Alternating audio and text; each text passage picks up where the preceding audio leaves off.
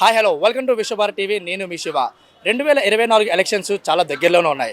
అయితే ఈ ఎలక్షన్స్లోని ఏ పార్టీ గెలుస్తుందని చెప్పేసి ప్రజలకి చాలా సందేహాలు ఉన్నాయి. అయితే అధికారం పార్టీ ఆల్రెడీ మేనిఫెస్టో అయితే మాత్రం చాలా మటుకు రిలీజ్ చేసింది. అండ్ ప్రతిపక్ష పార్టీలు కూడా చాలా మటుకు మేనిఫెస్టోలోని చాలా పథకాల వరకు రిలీజ్ చేసి ఉన్నాయి. అయితే ప్రజలు ఒక పల్స్ ఎలా ఉంది, అసలు ప్రజలు ఓటర్ ఇటుపక్క ఉన్నారన్నది మాత్రం మనకి తెలియాల్సింది చాలా ఉంది. కాబట్టి మన విశ్వభారత్ మీ అందరికీ డైరెక్ట్ పబ్లిక్ పల్స్ ద్వారా అంటే పబ్లిక్ని అడిగి తెలుసుకొని విశ్వభారత్ టీవీ మీ ముందుకి జెన్యూన్ రిపోర్ట్ తీసుకొస్తుంది. జాబులు చేస్తాను అదే పథకాలు మళ్ళీ ఆయన 14 సంవత్సరాలు పరిపాలించాడు. ఏముంది అసలు వైఎస్ జగన్ అండి. మళ్ళీ జగన్. చంద్రబాబు అండి, మాకు జగన్ కావాలి. పవనేనో మధ్యలో వచ్చి మధ్యలో పోతాడు. అతను దొంగ ఇంతకుముందు 40 సంవత్సరాలు చేశాడు. ఏంటి ఇప్పుడు ఇచ్చినోడు తింటుంటే మళ్ళీ ఆడికి ఎందుకు చేస్తాం? మన కట్టిన పన్నులో మనకి ఇస్తున్నారు తప్ప చేతులు ఇవ్వట్లేదు కదన్నా. జగన్మోహన్ సగం మాకు అనవసరం, కానీ మట్టుకి ఆయన వస్తే బాగుంటుంది అనేసి అనుకుంటాను. అందరికీ అనుకోవాలి, అతను ఇండివిజువల్గా పోటీ చేసినా బాగుంటుంది అనుకుంటాను. ఛాన్స్ ఇవ్వదు. బట్ ఇప్పుడు ఉన్న సిచ్యువేషన్కి ఇక్కడ నుంచి ఎండ్ అని అనిపిస్తుంది.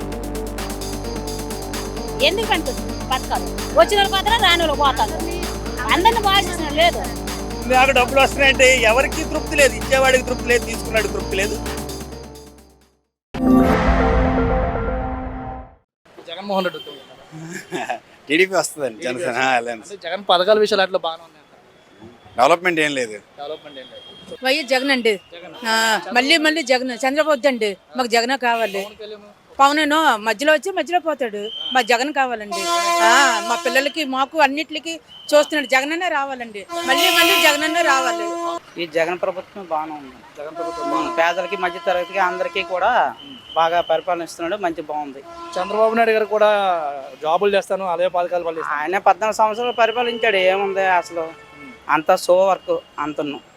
ఆయన కూడా చేశాడు కొంత, కానీ ఆయనకంటే ఈయన మెరుగ్గా బాగానే ఉంది. అన్ని పథకాలు వాకే నెక్స్ట్ జగన్ వస్తారంటారా? రావాలి.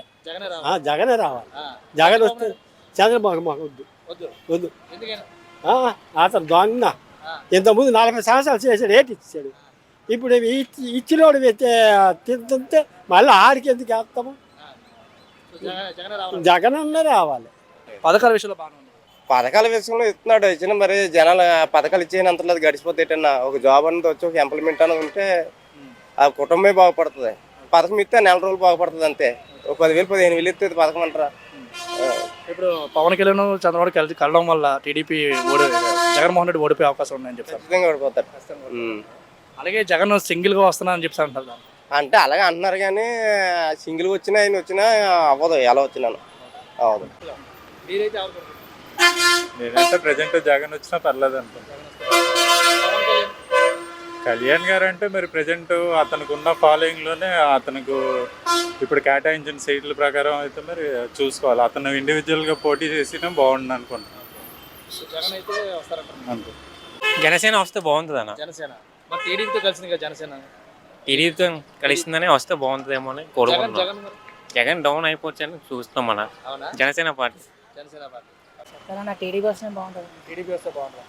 జగన్ గారు దానికి కావట్లేదు. బట్ ఇప్పుడు ఉన్న సిచ్యువేషన్లో టీడీపీ ఉందని బాగుంటుంది నా అభిప్రాయం. ఇంకొక 5 సంవత్సరాలు ఇస్తే మంచి చేస్తే ఛాన్స్ ఇవ్వచ్చు, కాదనట్లేదు. ఛాన్స్ ఇవ్వచ్చు. బట్ ఇప్పుడు ఉన్న సిచ్యువేషన్కి ఇక్కడ నుంచి ఎండ్ అని అనిపిస్తుంది.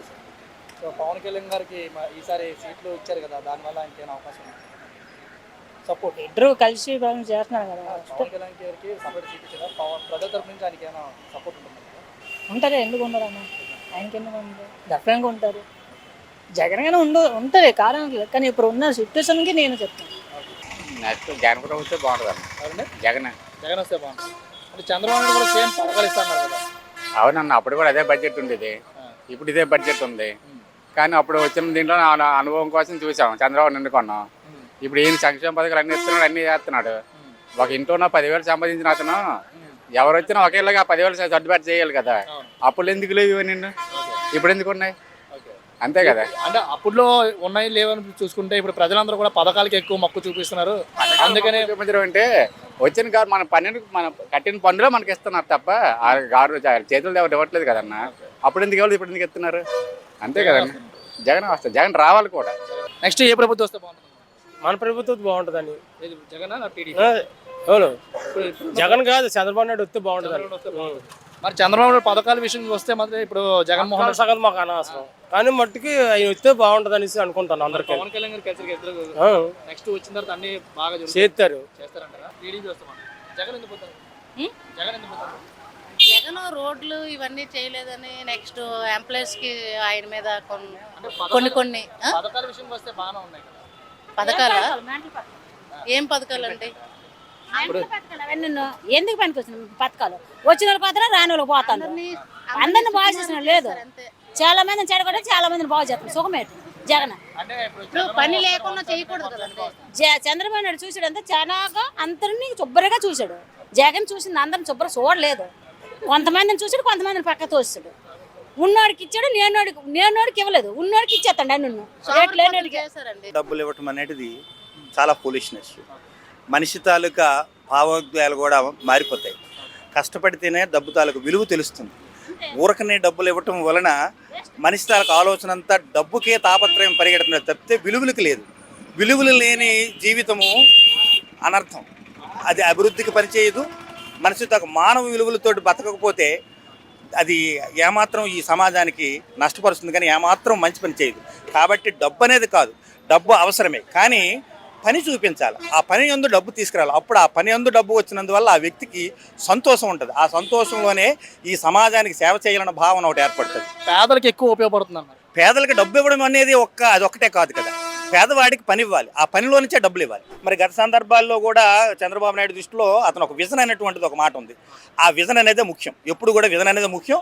విజన్ ఉంటేనే ఈరోజు డైరెక్ట్గా అభివృద్ధి ఉండదండి. సాఫ్ట్వేర్ రావటం వలన మారుమూల విలేజుల్లో కూడా అభివృద్ధి కనబడుతుంది. కారణం ఏమిటంటే ఆ సాఫ్ట్వేర్ ధనం వచ్చి ఈ గ్రామాల్లోకి రావటం, ఈ గ్రామాల్లో ఇల్లులు కట్టుకోవడం. ఒక ఇల్లు కట్టడం వల్ల ఒక తాపీ మేస్త్రికి కానీ, ఒక ఇసుక తెచ్చుకున్న లేబర్కి కానీ, లేదంటే ఒక ఇటుక బడ్డలు తయారు చేసిన ఒక పారిశ్రామికుడికి కానీ, లేదంటే కిరాణా అమ్ముకున్న ఒక కిరానికి కానీ, ఒక ఫోటోగ్రాఫర్కి కానీ, అలాగ అనేక వృత్తులు ఉన్నవారికి కూడా ఆటోమేటిక్గా వాళ్ళ తాలూకా పనులు పెరుగుతున్నాయి. ఆ పనులు పెరగడం వల్ల ధనం వస్తుంది. ఆ విధంగా అభివృద్ధి చెందుతున్నది. అది ఎక్కడ ఉన్నది? అమెరికాలో తన ఉన్నాడు, తన వచ్చిన డబ్బుతోటి ఇక్కడ ఈ దేశం అభివృద్ధి చెందుతుంది. అట్లాంటి ఆలోచన ఉండాలి. అప్పుడు అందరికీ, ప్రతి మనిషికి తృప్తి ఉంటుంది. నేను సంపాదించిన డబ్బుతో నేను బ్రతుకుతున్నానటువంటి ఒకటి ఉంటుంది. ఇప్పుడు డబ్బులు ఇవ్వడం వల్ల ఏమిటంటే జగన్ ఇస్తున్నాడు, నాకు డబ్బులు వస్తున్నాయంటే ఎవరికి తృప్తి లేదు. ఇచ్చేవాడికి తృప్తి లేదు, తీసుకున్నాడు తృప్తి లేదు. అది ఈ సమాజానికి ఏమాత్రం ద్రోహం చేయదు. అది చాలా అనర్థమైనటువంటి వ్యవహారం. ఇది సమాజానికి మంచిది కాదు, ఈ మానవాళికి అది మంచిది కాదు. అది గమనించాలి, ఏ ప్రభుత్వమైనా గమనించాలి. Thank you. సచివాలయం ఎంప్లాయీస్ వరకు ఓకే, బట్ ఇప్పుడు డిగ్రీలు పీజీలు చేసిన వాళ్ళు వాళ్ళ ద్వారా కొద్దిగా స్ట్రగుల్ అవుతున్నాం. జాబ్ మరి అన్ఎంప్లాయ్మెంట్ కొద్దిగా ఎక్కువ ఉంది. సంక్షేమ పథకాలు ఇవ్వచ్చు, కానీ మరీ కొద్దిగా దారుణంగా అయినా డబ్బులు ఒకటే అనే విధంగా కొద్దిగా ఒకటి ఉంది. ఎవరు వచ్చినా సరే ఏంటంటే యువతకి, నెక్స్ట్ జనరేషన్కి కొద్దిగా సపోర్టివ్గా నిలబడేటట్టు, కొద్దిగా ఏంటంటే నెక్స్ట్ జనరేషన్ బతకడానికి ఫ్యూచర్లో మ్యారేజ్ చేసుకోవాలన్నా ఎవరైనా ఖచ్చితంగా జాబ్ ఏం చేస్తున్నారు ఏంటి.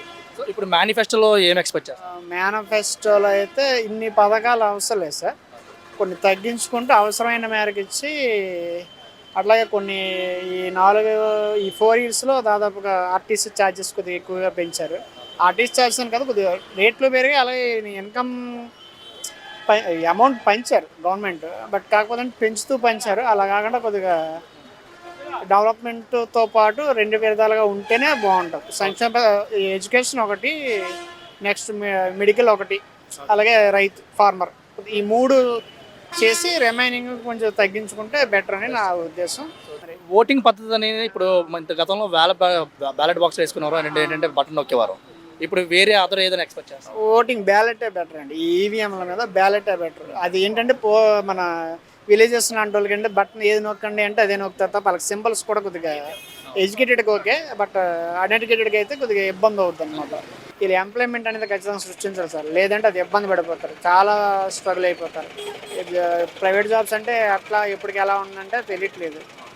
అది గవర్నమెంట్ ఏది వచ్చినా సరే కొద్దిగా అన్ఎంప్లాయ్మెంట్ లేకుండా సపోర్టివ్గా ఉండేటట్టు చూసుకోవాలనేది మా బాధ. ఏదైనా నెక్స్ట్ జనరేషన్ కానీ ఇప్పుడు డిగ్రీలు బీటెక్లు క్లియరెన్స్ ఇంటికాడ కూర్చొనే కన్నా ఎంప్లాయ్మెంట్ సృష్టించే విధంగా మరి అమర్నాథ్ గారు ఉన్నారంటే మరి ఫస్ట్ నుంచి తెలిసిందే కదా. ఏదైనా టీడీపీ ప్లస్ జనసేన వచ్చినా సరే ఆల్టర్నేటివ్గా నెక్స్ట్ ఇన్ని పథకాలు పెట్టకపోయినా ఎంతో కొంత పెట్టి ఆల్టర్నేటివ్గా ఎంప్లాయ్మెంట్ కూడా సృష్టించాలి. ఒకవేళ జగన్మోహన్ రెడ్డి గారు వచ్చిన ఈ దోపిడీలు దందాలు ఇటువంటి ఏం లేకుండా హత్యారాజు ఎటువంటి ఏం లేకుండా చూసుకోవాలి. అది ఏదైనా కొద్దిగా మంచిగానే అందరికీ సపోర్టివ్గా ఉండేటట్టు ఏదైనా జనాలు పాజిటివ్ థింగ్ డబ్బులు ఒకటే కాదు ప్లానింగ్ కూడా ఉండాలి. అది